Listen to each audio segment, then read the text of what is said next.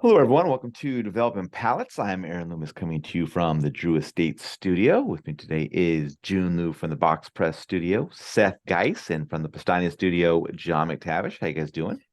Waking and bacon. Good, man. Nothing much going on. Kind of boring. No excitement. No new news. That's right. Just move on to the brighter pasture fields today, Aaron. You and me. We're gonna keep the positivity rolling here.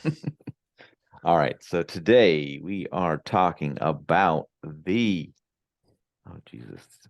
Difficult the Dunbarton Tobacco and Trust, the Halligan. Yeah, quick question. Are we sure? Are we sure it's the Halligan and not the Halligan? Because it's two L's, right? It shouldn't be the Halligan. Yeah, I believe it's a Halligan, but yeah, I mean, I think that's how it's pronounced. But if it's Halligan, it should just have one L. Yeah. I thought it was the Halligan bar. It is. It's a chocolate bar? No, the Halligan bar. The Halligan tool by fire department. Firefighters use. That's got 2 L. That's got 2 L. Is that crowbar thing? Dude, you know what's crazy about those things? Those things are like designed where you can like puncture through. Have you ever seen them when John? Remember I showed you the photo of the Halligan where you where bust it through the fucking thing fire and then they pry it doors open? Dude. Yeah. Like a can opener, man. It's crazy. Total badass. This cigar is a Toro 6 1/4 by 52. Comes out of the Hoyt, Nicaragua factory in Nicaragua. Wrapper is Ecuadorian Habano H2000. Binder is Mexican San Andres Negro Cultivo Tanto. Filler is Nicaraguan Jalapa Seco, Jalapa Viso Grande, and Pennsylvania Lancaster number 41 Seedleaf Lajero. Blended by Steve Saka. Price point is $18.99. Cigar was released in November of 2023. And this was a shop exclusive for Tobaccology in Virginia. And Nice. Tobaccology actually sent these cigars to us for review. So they have 2 shops sorry. in Virginia. Thanks, guys. I'm sorry. Where in Virginia are they again? They have one in Manassas. Manassas Junction. And Manassas, Virginia. And Dude, one Manassas, in beautiful area. Haymarket, Virginia. So 2 locations in Virginia. If you're close to one of those places, you could stop in for a cigar. You can also go to the website and place an order online if you'd like as well. Asian family, one family. Asian population, one family. All right. So with all out of the way, Jiunn, what was your overall experience like with this cigar? I thought it was average. Mainly got a bunch of like cedar, bitter tea, leather.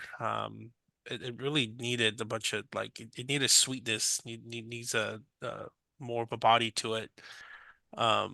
I actually had I had not terrible burn, but I called it an average burn, but which was basically a lot of touch-ups, had a complete relight. Perhaps that spilled over to the actual tasting experience, but yeah, it's just I felt like the profile just was like incomplete. It was lacking. It was lacking balance. So, all right, Seth, how about you? I thought it was a funky flavor profile as well that just kind of was very different from a lot of Dunbarton stuff, and I know we can get that in the kind of conclusion. I did have really good construction. I had a great burn and draw. Flavor profile, it was like this cedar grass, mineral spice, dry earth, barnyard and tobacco. Kind of just remained that flavor profile from beginning to end. I think Jiunn, it's like there was something missing. It's kind of funky. So yeah, John? I enjoyed the flavor profile, but I had a similar construction issue with Jiunn, which I'll get into in a second. I think for me, this was, I don't want to say typical Dunbarton Tobacco and Trust because there's no real typical nature, but like it was definitely Dunbarton flavors. So like I got, sweet tobacco, medium strength spices, tobacco sweetness, a little bit of creaminess in the retrohale, leather and tannins joining kind of halfway through the first third, and a little bit of wood sharpness kind of finishing off the first third. And then second third, creamy bread, baking spices, a little bit of mild wood.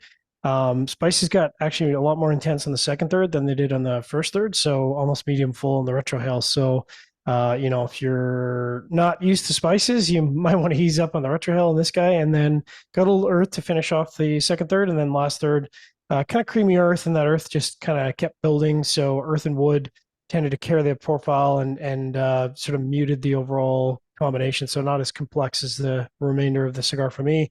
As I kind of mentioned, had some issues with the burn, which is kind of surprising because quality control Hoya is really good. So I think just some weird issues, but wavy burn, cigar went out on me and then had to do a touch up. Pardon me. Let me wavy burn, didn't have to do a touch up, but I did have to do a relight. So, and then I had a really tight draw, which was odd. So I thought maybe I'd cut it wrong, but I double checked and did a slightly bigger cut on it just to make sure it wasn't a me issue. But no, it was still pretty resistant. So flavor profile good, but a little hang up on the construction. What about you, Aaron? Yeah, for me, this started with decently toasted cedar and light earth. Got some black pepper that joined in pretty quickly. Second third saw the toast level become pretty heavy and a light smokiness joined in.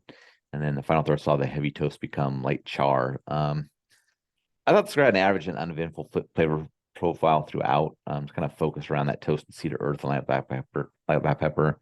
Not an experience I typically get from Dunbarton. So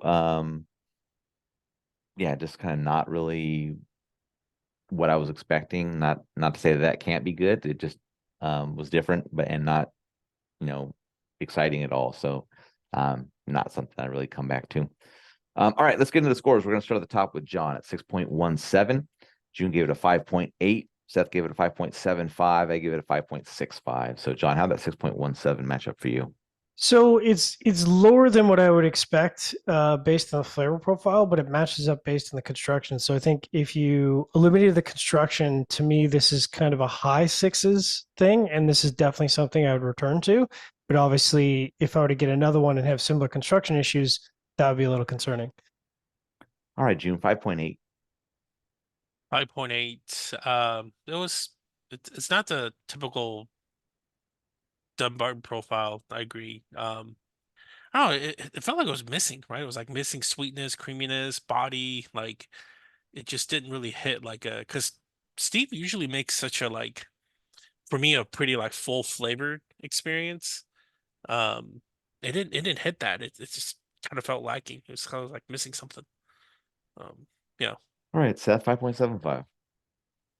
Yeah, it just felt like, I think what I guess you could say is, it did really smoke like a store exclusive, and the fact that it really it was something different than I think a typical profile from Dunbarton. But it just seemed, the whole profile just seemed different from what Steve usually does, and also what Oya does. So it was like I couldn't let that go. Maybe I need to smoke more of them.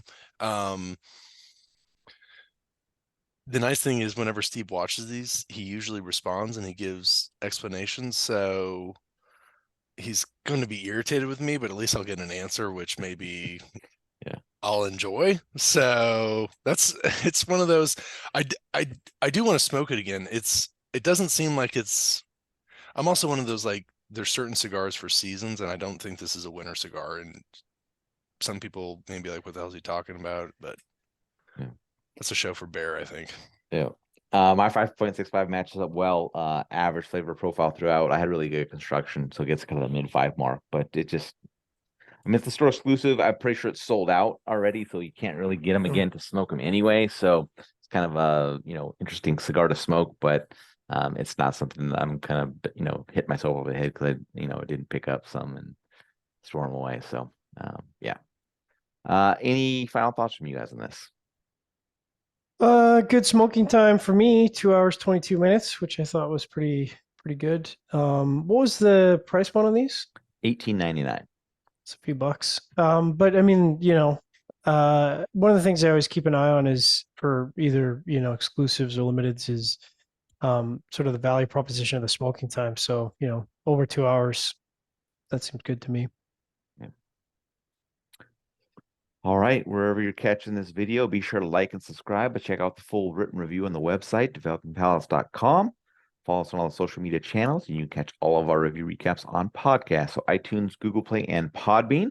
Thank you for tuning in. We will catch you on the next one. Halligan.